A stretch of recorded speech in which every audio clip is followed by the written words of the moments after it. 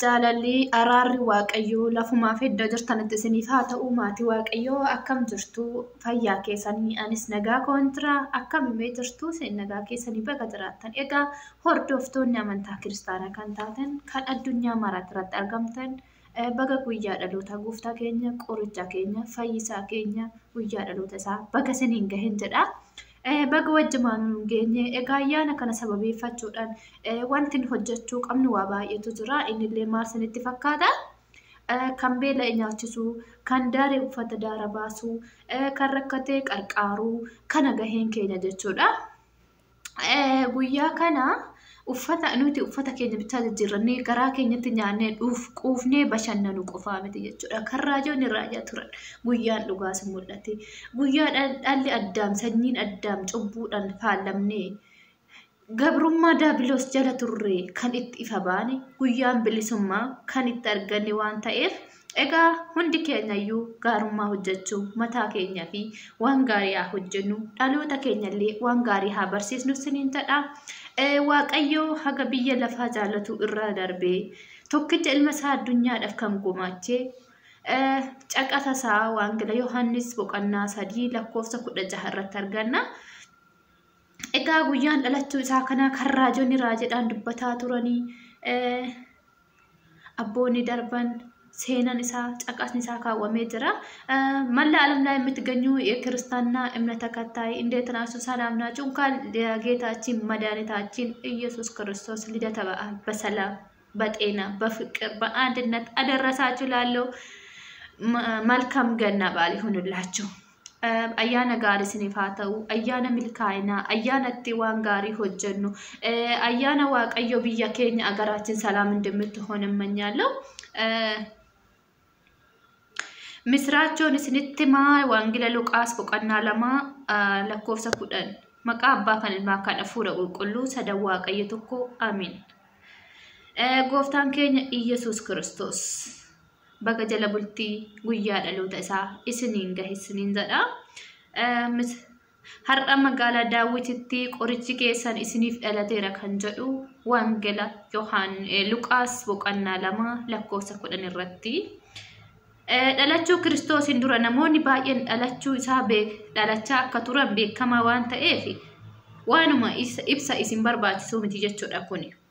Dhalachuu Kiristoosin garuu namoonni dhukkuba dhalachuu Kiristoosin dura dhalachaa turan dhukkuba karaa addaamin achii as gara addunyaatti galetti dhukkubsattoota hedduu waan ta'aniif hundumti kan qoricha isaan barbaachisu turan.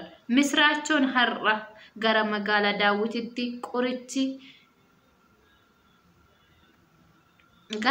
Daawititti qorichatu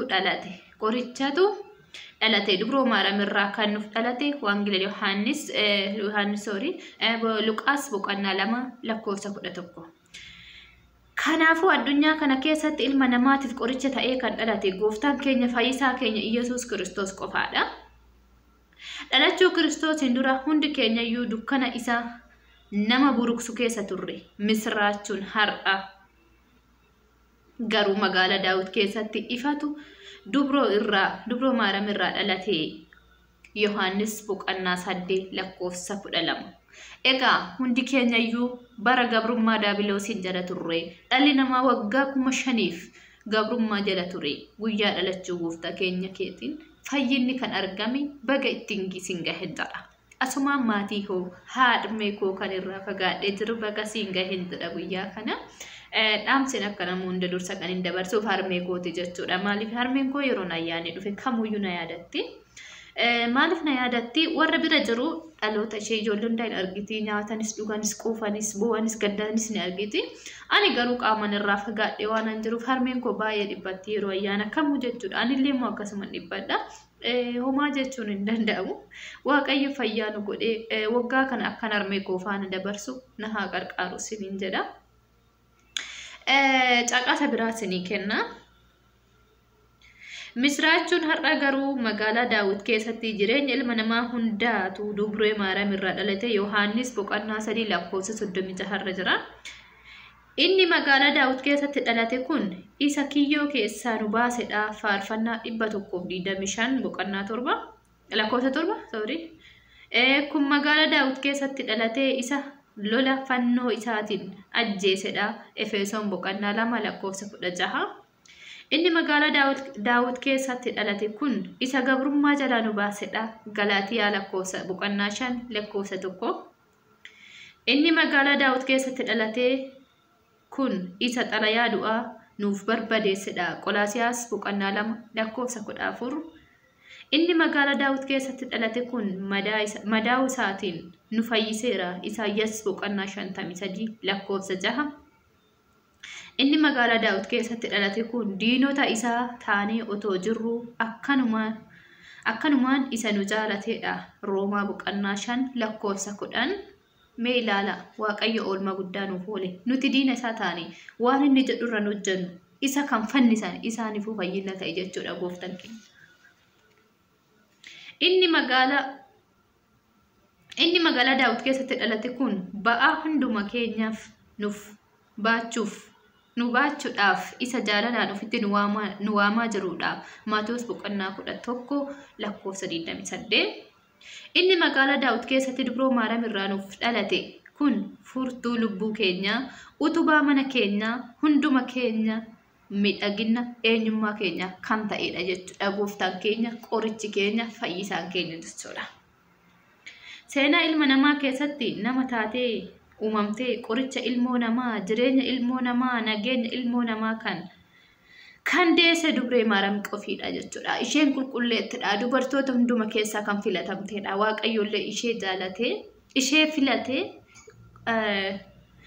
isheen ayyaana qabeettidha qulqulleettidha kan akka ishee isa jirame dubartiin deessi isaan durallee kan dahaa jiran ni jiru. Dubroo Maariyaam dura dubartoota hedduutu dahaa ture. Dahumsi ishee sun garuu dahumsa addaatidha. Dahumsa dinqii qabudha. Maaliif hoo jenne isheen qoricha addunyaa kan ta'e fayyisaa kan ta'e dubrummaadhaan deesse dubrummaadhaan ulfooftee dubrummaadhaan deesse osoo dubrummaan ishee hin geeddaramne jechuudha.